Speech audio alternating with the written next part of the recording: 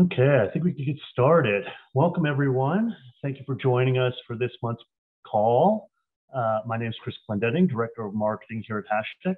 Today's subject is understanding Bitcoin's relationship with inflation. Joining me today is Chief Technology and Product Officer Samir Kerbage and Portfolio Manager João. Gentlemen, thank you for joining me. Before we get started, a few pieces of housekeeping. First, some disclosure. This monthly call and its corresponding presentation are for information purposes only. This presentation is not an offer to buy or sell, nor is it a solicitation of an offer to buy or sell. Certain information contained herein constitutes forward-looking statements. Due to various risks and uncertainties, actual events and results and the performance of funds may be substantially different from those reflected or contemplated in such forward-looking statements. As a result, investors should not rely on any forward-looking statements in making their investment decisions. With that, as an item around housekeeping around the call, if you have questions, there's a Q&A at the bottom. Feel free to ask then, and our team will answer at the end of the presentation. So gentlemen, thank you for joining me. A little bit about Hashdex in case you didn't know about who we are and what we do. We were founded in 2018, and we're a leading alternative crypto-focused asset manager. We provide innovative investors secure access to rapid growth crypto asset class through regulated investment funds that are simple, safe, regulated, and we exist to bridge the gap between traditional financial markets and the crypto economy.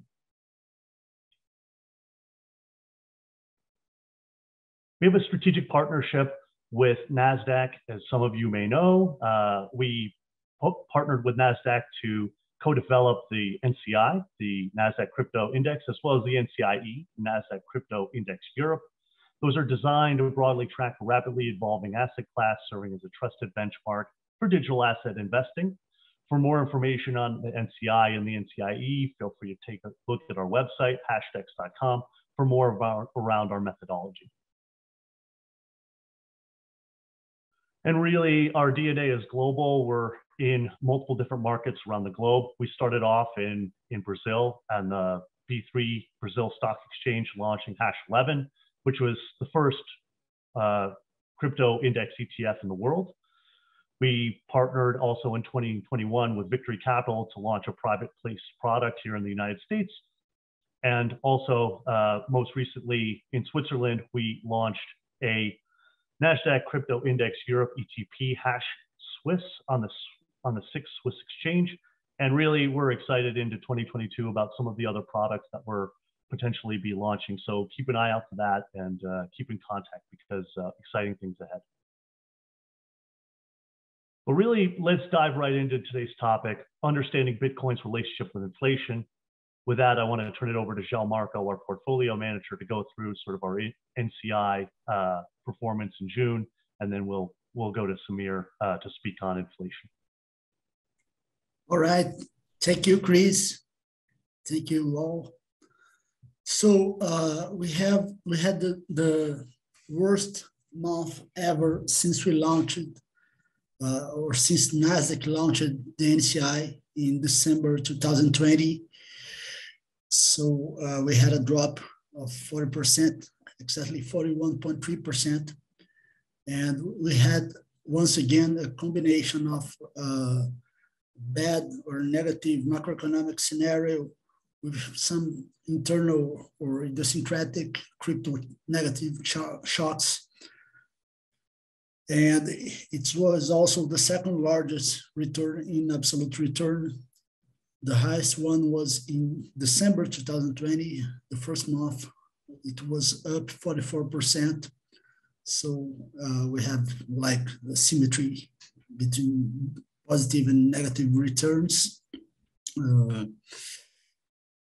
But of course, it's not a comfortable situation right now. So let's talk specifically about what we had in June. In terms of macroeconomic scenario, we had the same thematic that is dominating the discussions around macro, which is inflation and monetary tightening, and it also affected other risk assets around the globe. As a reference, I brought here Nasdaq 100, which was down nearly 10% in June. And if we have a simple rule of thumb for adjusting for the volatility or even the drawdown that we have seen since November, we have the NCI running 2.5 times both the volatility and the losses compared to the NCI 100, the Nasdaq 100. And just by this, let's call it the macro effect, we would expect something around 25% drop in June. So 2.5 times the 10% drop of the Nasdaq 100. But we saw a 41% drop. So we have another part which is not explained by macroeconomic. And we have some relevant events in the crypto space. We can point especially Celsius and Three Arrow Capital. Celsius is a lending platform, and they have to freeze for redemptions and subscriptions by June 13th. And 3AC is an asset manager. They are basically in bankruptcy process in the United States. So with these, I think that these two events counts for a relevant part of the internal crypto negative month. And there's a very peculiar effect in June specifically. We saw Bitcoin and Ether among the worst performers in the month, which is very unusual. Usually we have Bitcoin as the most resilient crypto during these kind of stress periods. And we have a theory about what happened specifically in June. I would point margin calls as the main reason why Bitcoin and Ether dropped more compared to some smaller assets. And especially when we look at the 2 days, the two most negative days in the month, which was 13th and 18th, we have on both days Bitcoin and Ether as the worst performers, Ether and Bitcoin respectively as the worst performers on the NCI. And these dates are related to announcements on Celsius and 3AC respectively. So it's a strong indicator that it's related to margin calls. And we also have some institutional investors leaving or reducing their exposure to crypto. And we know that they are mainly invested in Bitcoin and Ether. So this also affected the relative price between Bitcoin and Ether and the smaller coins. So this is something very unusual. And after this drawdown, the NCI was back to the levels that we saw only in December 2020. Since then, Bitcoin was above this level near 1,000, which was the initial value of the index. And another curious, I would say, fact that we have in June is that the three other thematic index followed by Hashdex products outperformed the NCI. They dropped from 32 to 34%. So it's a significant advantage over the NCI. And it's also a reflect of this strange behavior of Bitcoin and Ether among the worst performers of the month. So it was a very unusual month, both in terms of the magnitude of the return and the relative performance of the assets in such a stress period. And we can believe that most of it is what we call a technical event in the market. It's not something that is tied into the fundamentals. So we can expect that at some point, Bitcoin and Ether will revert some of these relative losses compared to the altcoins, but we cannot predict when it's going to happen. So this is basically the overview of what happened in June. And now I'll pass to Samir to talk about inflation and Bitcoin. Go on, Samir. Okay, hello everyone. It's a pleasure to be here today. The topic we're going to talk about today is basically like deflation and relationship of inflation and crypto, right? And I'll say one of the very frequent questions we get from our investors is Bitcoin a good inflation hedge? Is crypto a good inflation hedge? So if you follow like some Twitter threads or some Bitcoin maximalists, you see that the main narrative around Bitcoin is inflation hedge, right? So we saw like a wave of institutional investors joining crypto, joining Bitcoin, especially in 2020 after the COVID crisis, as like a protection or as an asset that could appreciate in the like inflationary period that was starting to develop back then when the Fed expanded its balance sheet so much, like so way more than it used to be doing in the past. So I'll try to bring some elements here to try to answer this question. But the short answer is like it's complicated. Like it's when you're talking about like hedge, inflation hedge, like the hedge word, the definition of this is an insurance, right? So you buy a hedge when you expect something to appreciate in value once a certain event happens, or even preserve or at least preserve its value, right? And the fact is, although we are very optimistic about Bitcoin prices, and when we look at the past, Bitcoin has shown that it can appreciate in value over time, it's too soon to consider Bitcoin an actual hedge against inflation, right? So we'll try to bring some three considerations here for investors to think about and reflect on their investment strategies.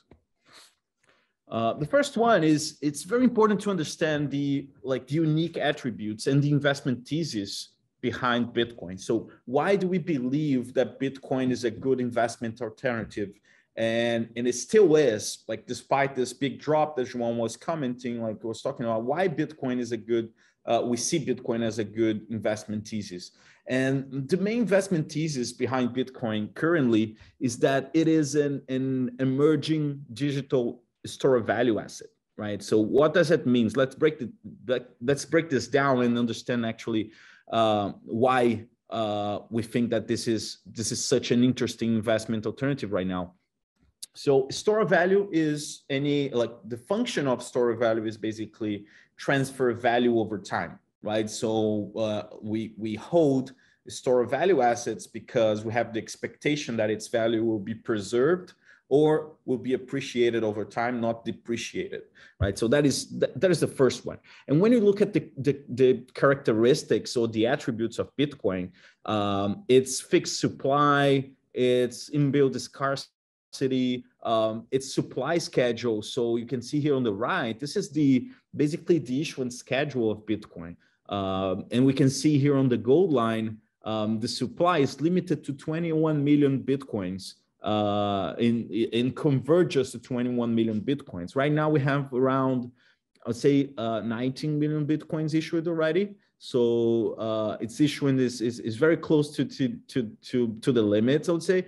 The current inflation rate of Bitcoin is around 1.68%, right? So the rate of new issuance per year is 1.68%, and it's defined in software. It's programmatic. It's written on the blockchain that this issuance will drop by half every 4 years.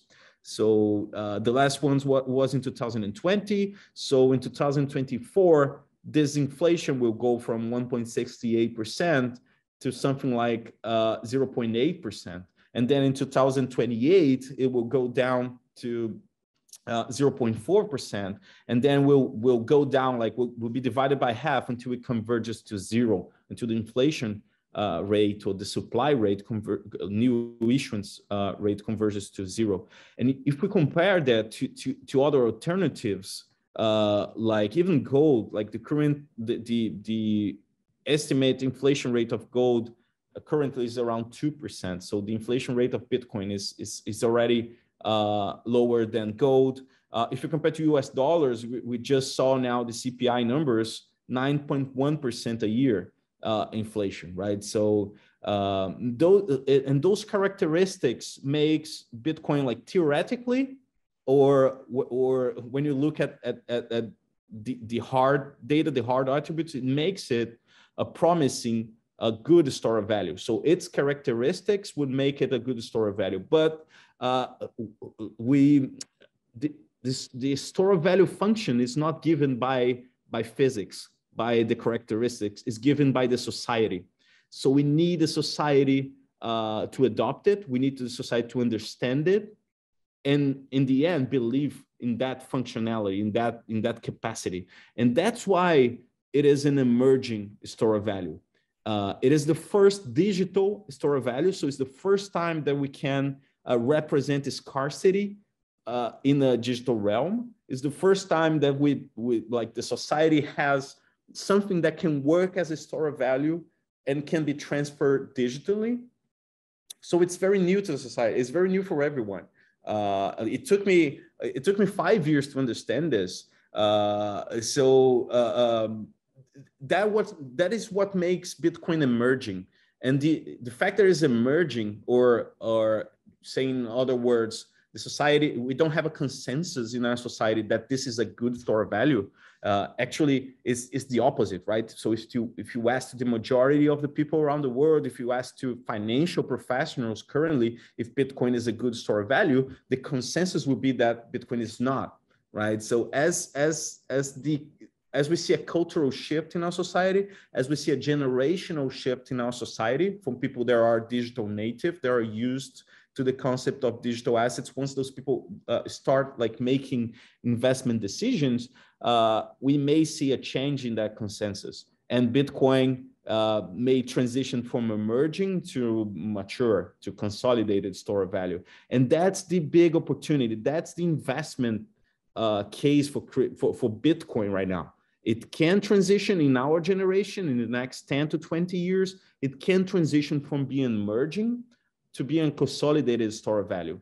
And when that happens, that volatility will go down. The function it has as a store of value we'll start to see that functioning actually like efficiently, like we see in gold, for instance. So the emerging side here, the emerging word is the risk, is the big risk, and it is also the big opportunity, right? The risk because it's not consensus, things can go down, like there is a chance that society won't adopt Bitcoin. So that is the big risk, but it's also the big opportunity, right? So this is why we think Bitcoin is a good investment alternative right now. But it doesn't mean that it currently works as good as gold, for instance, as a store of value, right? So this is a very important point to highlight, because we normally see people talking about Bitcoin as a store of value.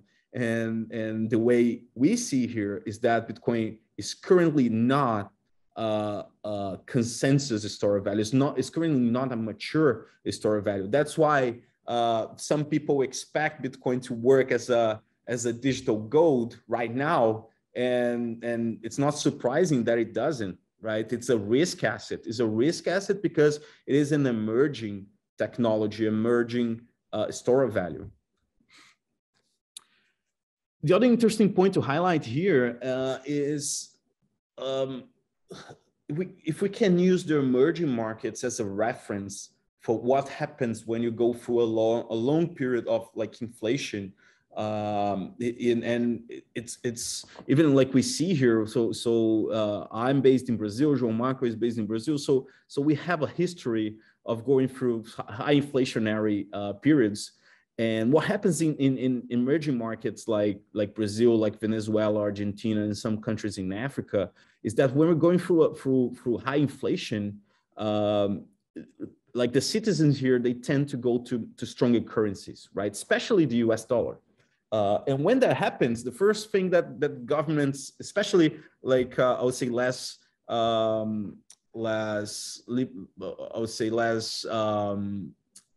mature governments would tend to put capital controls. So avoid flow of capital from the local currency to US dollars. And that's where we see Bitcoin adoption really being embraced and growing. So we've seen this in Venezuela, in Argentina, in some countries in Africa. When you have the combination of high inflation and capital controls, people go to Bitcoin instead of US dollars. Right, so Bitcoin, also some stable currencies, so stable coins issued on Ethereum blockchain, right? So we see that happen, and when you see like investors in emerging market looking for stability in a high volatile asset like Bitcoin, you can imagine that the volatility of their currencies is even higher, right? So this combination of inflation and capital controls creates this flow. Currently creates this flow to Bitcoin. So Bitcoin is working as a store of value in some countries when they have no alternatives, when they have capital controls and they can't store their wealth safely. So Bitcoin is already working as a store of value in some countries. We're not seeing that happening in say more developed markets, but it's still to be defined. We're still going to see how it's going to work, for instance, in the US with such a high inflation.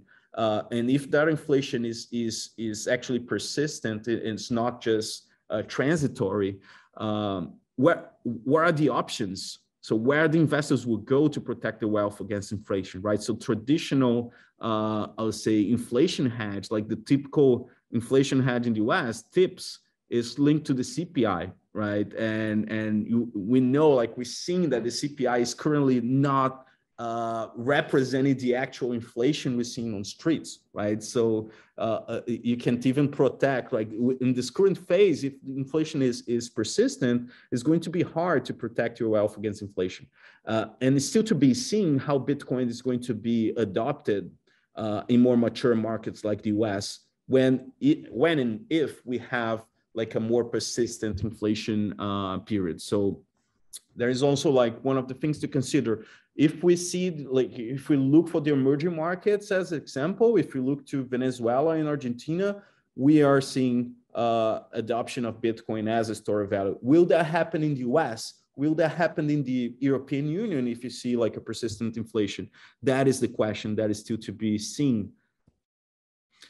And also, like one important point to see is that despite this whole like store of value function, is it a good store of value or not? It's like, is the mature economies are going to adopt this as a store of value or not?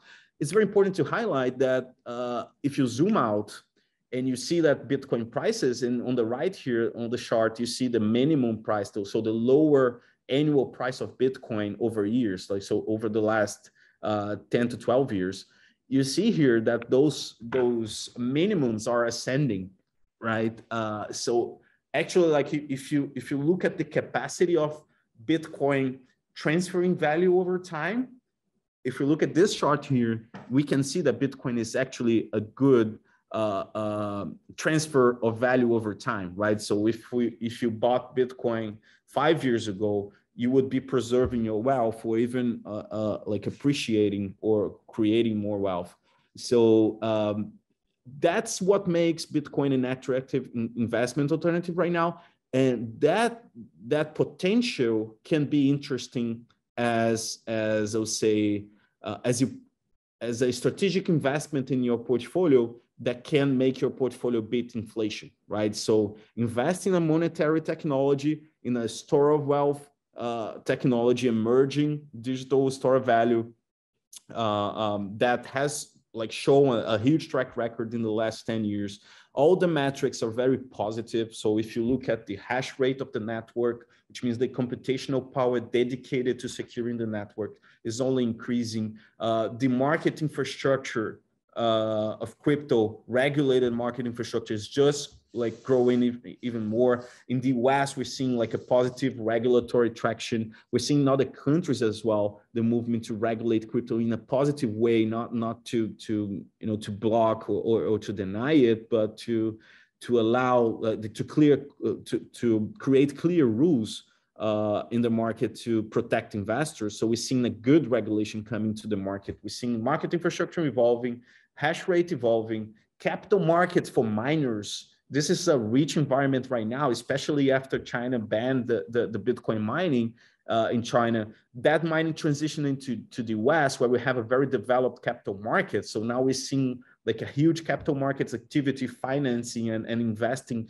in mining facilities for Bitcoin. So all the metrics we see are positive for Bitcoin on the fundamental side. So we still like are very optimistic for the growth of adoption of Bitcoin over time, and that will directly translate to the price action because Bitcoin has a limited supply, so a limited supply with a higher or a growing demand will reflect on its prices, right? So that characteristic, the huge potential it has in the next 3 to 5 years to appreciating value due to demand, due to the growth of its usage and growth or maturity of its investment thesis, is what makes Bitcoin an attractive investment. And that can be helpful to protect your portfolio against inflation, right? So that's the third point that I wanted to bring. So looking ahead, like we just said, Bitcoin investment thesis is of an emerging digital store of value.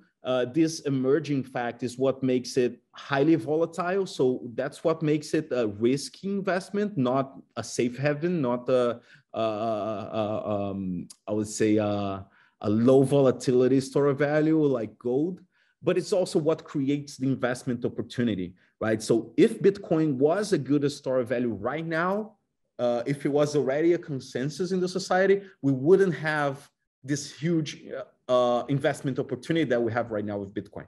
That's a very important point to notice. It's exactly the fact that it's not a consensus that makes like the investment in Bitcoin a big opportunity, right? And despite this short-term volatility, if you look at the last 12 years, Bitcoin has shown that it can transfer value over time, right? So it has shown a good function of store of value. Right. So, and then although we can say that Bitcoin is a good hedge against inflation yet, so it's not technically not a hedge, its unique characteristics and its growth potential make it a promising alternative for a long-term strategic investment. And that can be beneficial for protecting your portfolio against inflation. So there was a message that I wanted to bring to you guys today. Feel free to send any questions on the Q&A module here. And Chris, I'll head back to you for discussions. Great, thank you, Samir. Yes, as Samir mentioned, feel free to add any questions that you have in a Q&A. We do have 1 or 2 here already. Something that's very relevant from today. Inflation was just announced for June that it was 9.1%, the highest level in 4 decades. So investors need to generate much higher returns to keep up with this level of inflation. Is Bitcoin changing the traditional way that investors should be viewing their portfolios? In other words, is the 60-40 allocation dead, with the allocation being mentioned there, 60% stocks, 40% bonds? João, do you want to take that? Yeah, let me start. I think that we've been announcing the death of this 60-40 portfolio for a while. Of course, Bitcoin is a good alternative, as it was with commodities a while ago, and FX But I think that the main difference, and for instance, it's good to mention that we recommend a small allocation in Bitcoin. It's not that you're going to depart to 60 Bitcoin or crypto and 4% equities and fixed income. No, it's not the case. We recommend an allocation at 5% as an upper bound for most investors. But the difference is that we have an asset class with very high volatility, but very high historical returns in a different level of what we've seen before. So it's very clear that when you have a small position in crypto and Bitcoin in particular, but we can think more broadly in crypto, it's very asymmetrical, the possibility of gains and losses.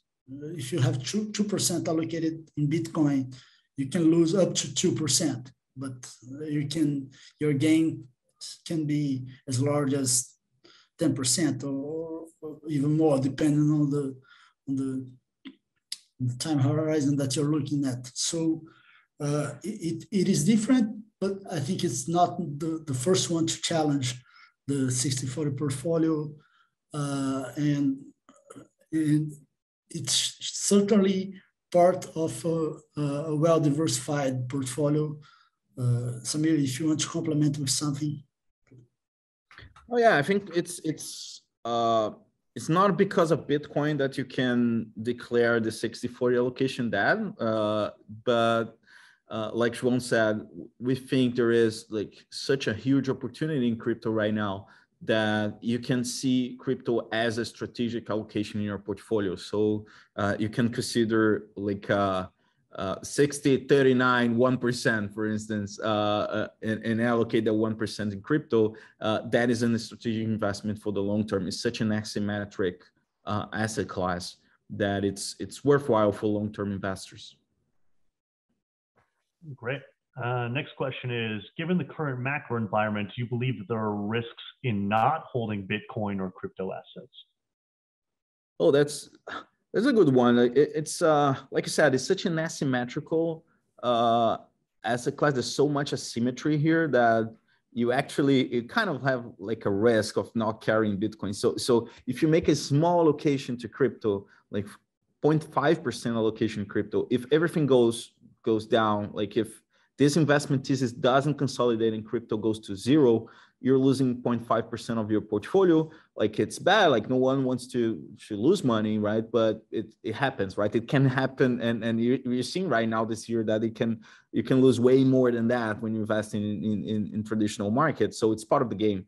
But if this investment thesis consolidate, we can see like a 10x, 100x, 1000x appreciate in that 0.5%. So it's a real asymmetric investment. So that's why what we normally speak with investors is try to control your emotions and make a small long-term allocation to crypto with frequent rebalances, and not like you don't need to allocate 20% in crypto in your portfolio to see the benefits. So in that sense, like if you don't hold Bitcoin or crypto, you probably not participate in this, I would say, generational opportunity. So there is a risk you're going to be out of this, and in terms of the price and in terms of protection of your portfolio and performance of your portfolio, that can hurt, that can be bad for your portfolio, especially like in the previous question said, like the as right now investors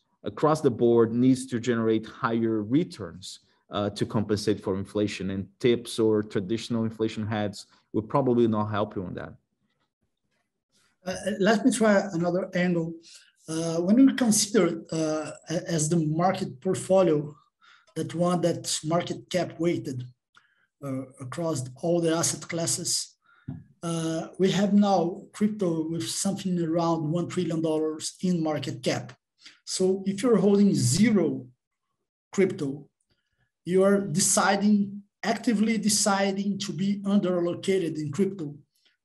respected to the respective with the market portfolio or general market portfolio.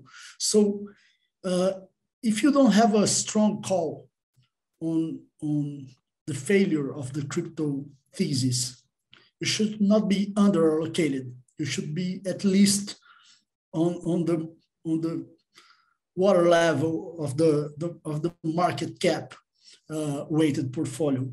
So if you don't have a strong opinion, you should have some allocation either way, because for having zero, you should have a strong opinion against it.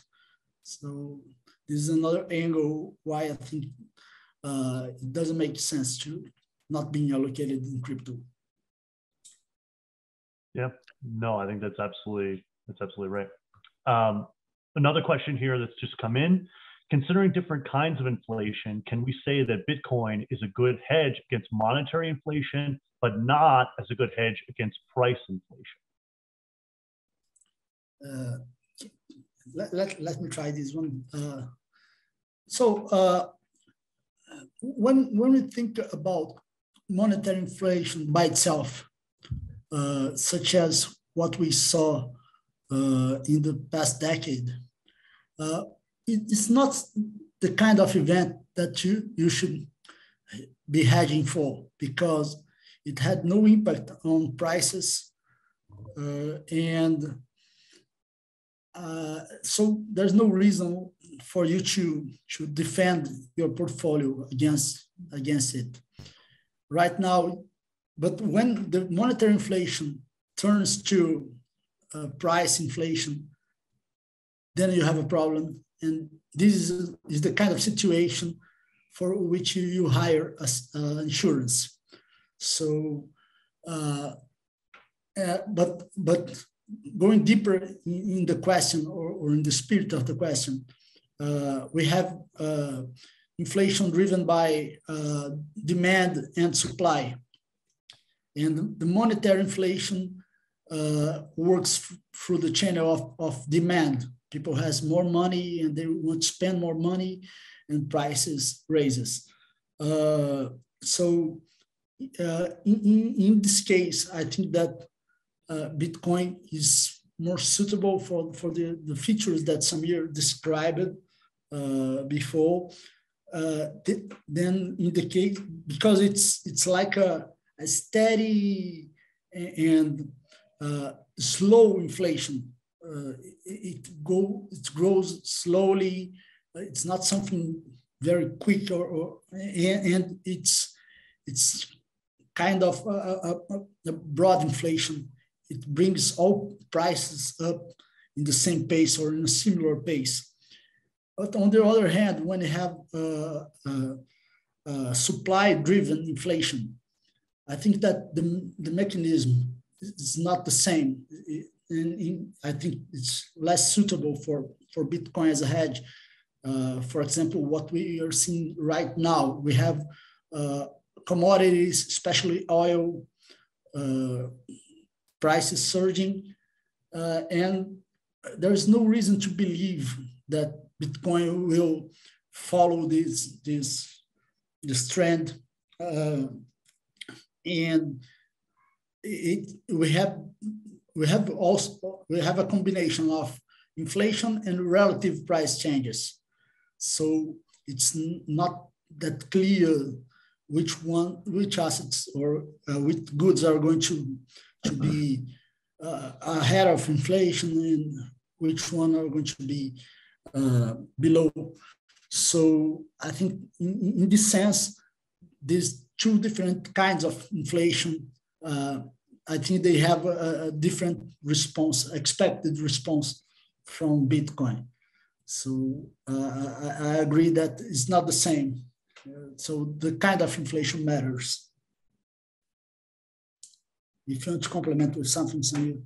That's great. I think you answered it all. All right, thank you both so much. That concludes our Q&A and our presentation today. If you want to find more information on how our thoughts are around inflation, feel free to visit our website, hashdex.com. Inside our research center, we have a number of pieces written by both Samir and João around inflation and a number of other timely topics around the current macro environment around cryptocurrency. So feel free to visit our website. With that, I want to thank you all for joining us today and have a pleasant day. Thank you. Bye-bye. Thank you so much. Bye-bye.